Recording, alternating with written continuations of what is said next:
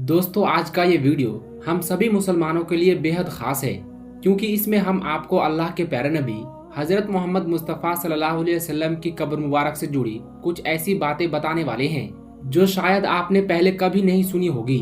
साथ ही हम आपको कुछ ऐसी चीजों की जियारत भी करवाएंगे जिन्हें देखकर आपका दिल यकीनन खुश हो जाएगा। आज की इस वीडियो में हम इन सवालों पर बात करेंगे।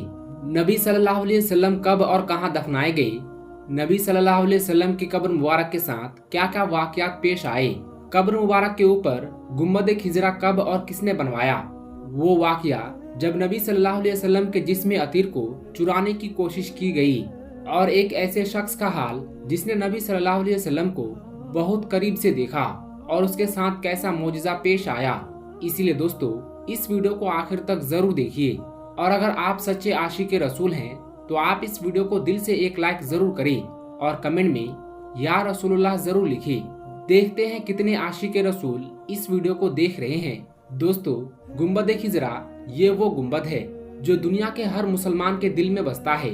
यही वो गुम्बद है जिसके नीचे दुनिया के सबसे अजीम, सबसे पाक हस्ती नबी सल्लल्लाहु अलैहि वसल्लम आराम फरमा रहे हैं। दुनिया में कोई ऐसा मुसलमान नहीं जिसके दिल में गुम्बद खिजरा और प्यारे आका सल्लल्लाहु अलैहि वसल्लम की कब्र मुबारक की जियारत करने की ख्वाहिश ना हो। आज की इस वीडियो में मैं आपको नबी सल्लल्लाहु अलैहि वसल्लम की कब्र से जुड़ी वो रहस्यमय बातें बताने वाला हूँ जो शायद आपने पहले कभी नहीं सुनी होगी। सब जानेंगे, बस आप इस वीडियो को आखिर तक जरूर देखते रहिए। दोस्तों, जब दीन इस्लाम मुकम्मल हो गया और आप सल्लल्लाहु अलैहि वसल्लम ने नबी होने की सारी जिम्मेदारियां निभा दी, तब अल्लाह ने अपने हबीब को अपने पास बुलाने का फैसला किया। लिहाजा सन 8 जून 632 ईस्वी पीर के दिन 15 दिनों की तेज बुखार के सबब अल्लाह के नबी सल्लल्लाहु अलैहि वसल्लम ने 63 साल की उम्र में इस दुनिया को अलविदा कह दिया। पूरी मुस्लिम उम्मत पर गमों का वो पहाड़ टूट पड़ा जिसकी कोई हद ना थी। साहबा इकराम का रो रो कर बुरा हाल था। उनको यकीन तक नहीं हो रहा था कि अल्लाह के रसूल हमें यूं छोड़कर चले जाएंगे। रसूलुल्लाह की वफात के 2 दिनों तक उनकी नमाज जनाजा पढ़ी जाती रही और जब उनके जिस्म मुबारक को दफनाने की बात आई तो सहाबा इकराम में राय मशवरे होने लगे। कोई कहने लगा कि मक्का में दफनाया जाए, किसी ने कहा बैतुल मकदिस में, किसी ने कहा मस्जिद नबी में, तो किसी ने कहा जन्नतुल बकी में दफनाया जाए। इतने में हजरत अबू बकर सिद्दीक रजी अल्लाह ताला अन्हु ने कहा कि मैंने रसूलुल्लाह सल्लल्लाहु अलैहि वसल्लम से खुद सुना है कि पैगंबरों को उसी जगह दफनाया जाता है जहां उनकी वफात होती है। और दोस्तों, नबी सल्लल्लाहु अलैहि वसल्लम की वफात उनकी बीवी हजरत आयशा रजी अल्लाह ताला अन्हा के हुजरे में हुई थी। लिहाजा रसूलुल्लाह सल्लल्लाहु अलैहि वसल्लम के पाक जिस्म मुबारक को वहीं दफनाया गया। ठीक 2 साल बाद हजरत अबू बकर रजी अल्लाह ताला अन्हु भी बुखार के सबब 63 साल की उम्र में वफात पा गए। उनको भी अल्लाह के नबी सल्लल्लाहु अलैहि वसल्लम के ठीक बगल में दफनाया गया। और फिर ठीक 10 साल बाद हजरत उमर रजी अल्लाह ताला अन्हु भी 63 साल की उम्र में शहीद हो गए और हजरत आयशा रजी अल्लाह ताला अन्हा की इजाज़त से उनको भी नबी सल्लल्लाहु अलैहि वसल्लम के पास हजरत अबू बकर रजी अल्लाह ताला अन्हु के बगल में दफनाया गया। दोस्तों, नबी सल्लल्लाहु अलैहि वसल्लम की कब्र के चारों ओर सोने और तांबे से बनी ये सुनहरी जालियां पहले लकड़ी की हुआ करती थी, जो कि सबसे शानों के पास पहले मिस्र के सुल्तान जहीर बेबर्स ने सन 1269 ईस्वी में बनवाई थी। इसके बाद 1481 ईस्वी में मामलुक सुल्तान अशरफ केतबे ने इस बाउंड्री को लोहे और तांबे का बनवाया।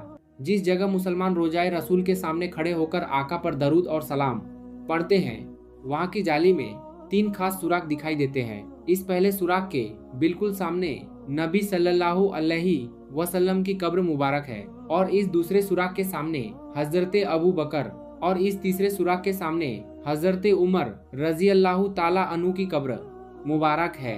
कुछ लोग सोचते हैं कि इन सुराखों से हमें नबी सल्लल्लाहु अलैहि वसल्लम की असल कब्र मुबारक दिखाई देती है, जबकि ऐसा मुमकिन ही नहीं है।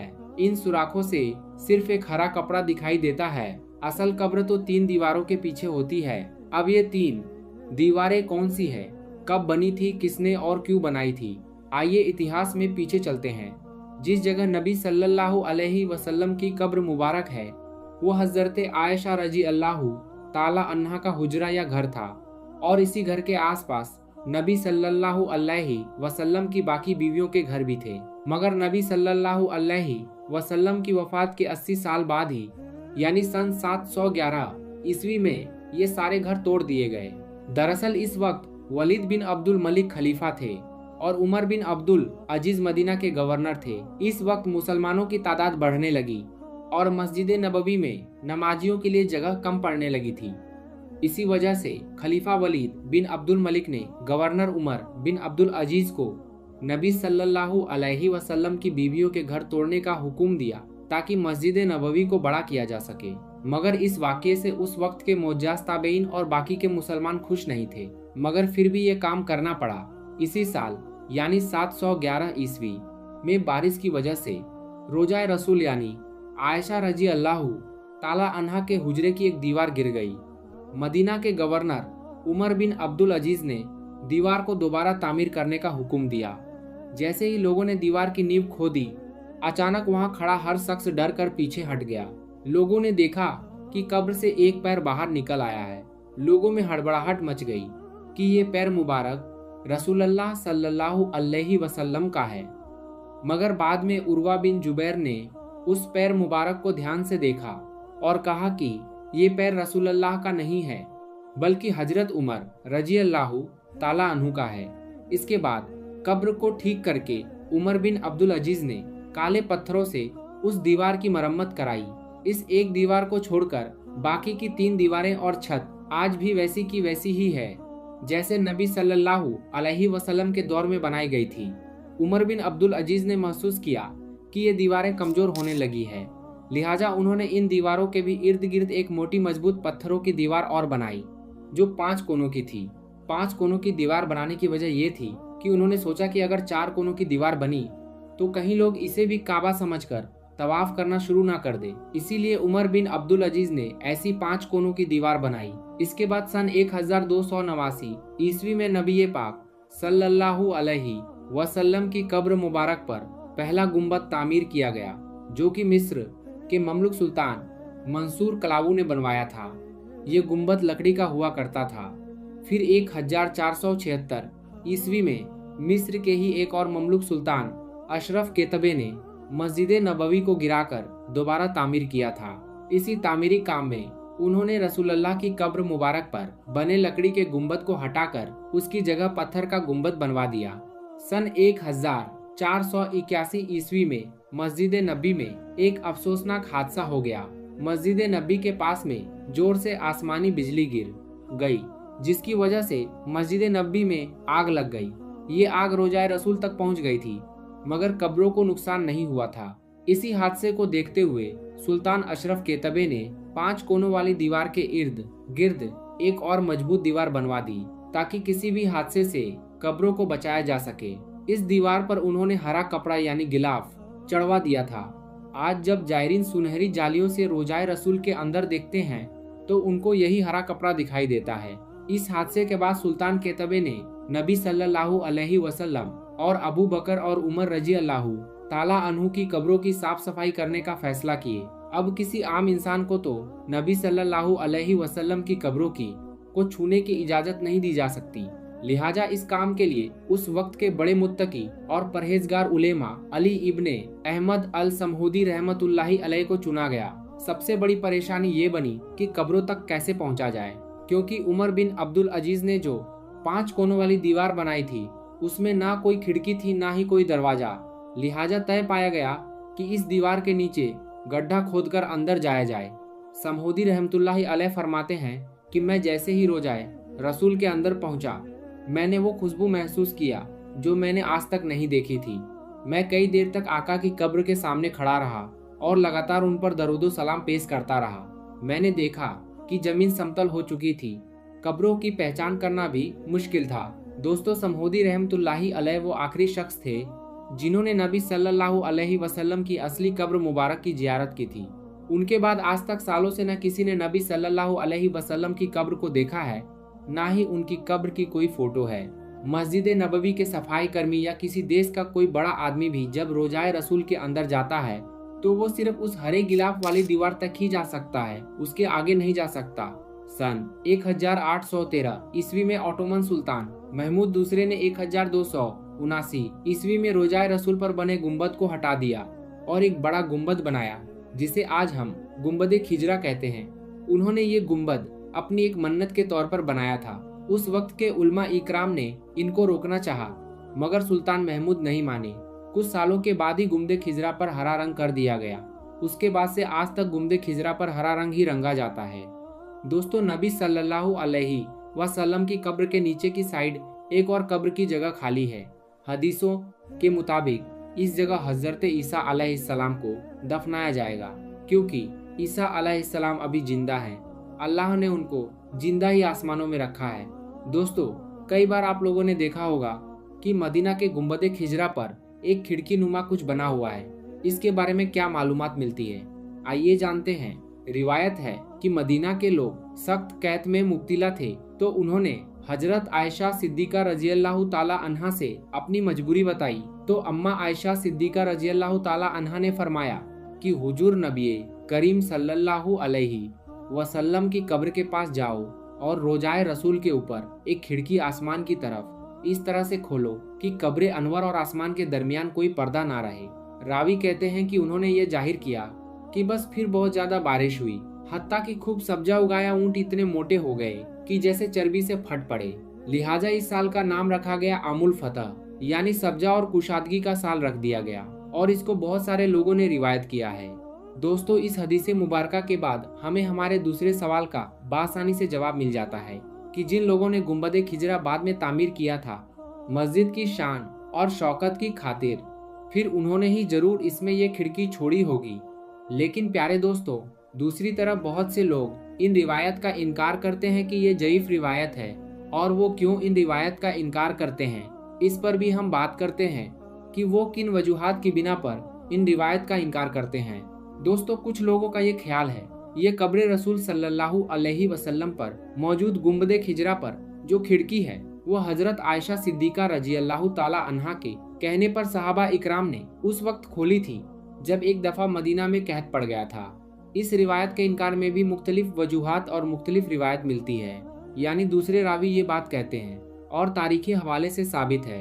हजरत आयशा रज़ियल्लाहु ताला अन्हा की जिंदगी में हुजराए आयशा कि जिसमें नबी करीम सल्लल्लाहु अलैहि वसल्लम की कब्र थी वो अपने इसी हालत में बरकरार है जिस तरह से नबी करीम सल्लल्लाहु अलैहि वसल्लम के जमाने में थी, यानी कुछ हिस्से पर छत लगी हुई और कुछ हिस्सा बगैर छत के खुला था। मतलब कब्र नबी सल्लल्लाहु अलैहि वसल्लम ऐसी नहीं थी कि मुकम्मल ढकी हुई हो, जैसा कि सही बुखारी में आयशा रजी अल्लाह ताला अन्हा से मरवी है।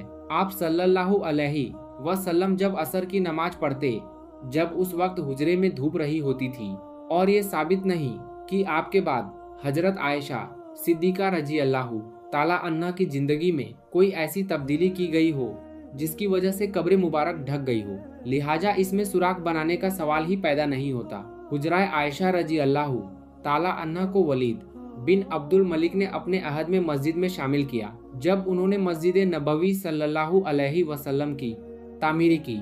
फिर वलीद बिन अब्दुल मलिक ने ही हुजराए आयशा यानी कब्र नबी सल्लल्लाहु अलैहि वसल्लम के इर्द गिर्द ऊंची दीवार खड़ी करके ढक दी और पूरा रखा ताकि सफाई वगैरह के लिए अंदर उतरा जा सके। दोस्तों, इस्लामिक इतिहास में कुछ ऐसे किस्से मिलते हैं जिनमें बयान किया जाता है कि नबी सल्लल्लाहु अलैहि वसल्लम के जिस्म मुबारक को चुराने की कोशिश की गई। एक वाकया यह बयान किया जाता है कि फातिमिद खलीफा हकीम बिन अमरुल्लाह ने 2 बार ये कोशिश की कि नबी सल्लल्लाहु अलैहि वसल्लम के जिस्म मुबारक को उनकी कब्र से निकालकर मिस्र के कायरो शहर में दफना दिया जाए। इसके अलावा एक मशहूर वाकया नूरुद्दीन जंगी वाला है। नूरुद्दीन जंगी ईशा की नमाज पढ़कर सो रहे थे कि अचानक उनकी नींद खुल गई और उठकर बैठ गए। उनकी आंखों में आंसू थे। कहने लगे, मेरे होते हुए मेरे आका मेरे नबी सल्लल्लाहु अलैहि वसल्लम को कौन सता रहा है। आप उस ख्वाब के बारे में सोच रहे थे जो मुसलसल 3 दिन से उन्हें आ रहा था और फिर चंद लम्हों पहले उन्हें आया जिसमें सरकारे मदीना ने 2 लोगों की तरफ इशारा करके बताया कि ये मुझे सता रहे हैं। अब सुल्तान नूरुद्दीन जंगी को सुकून कहा था।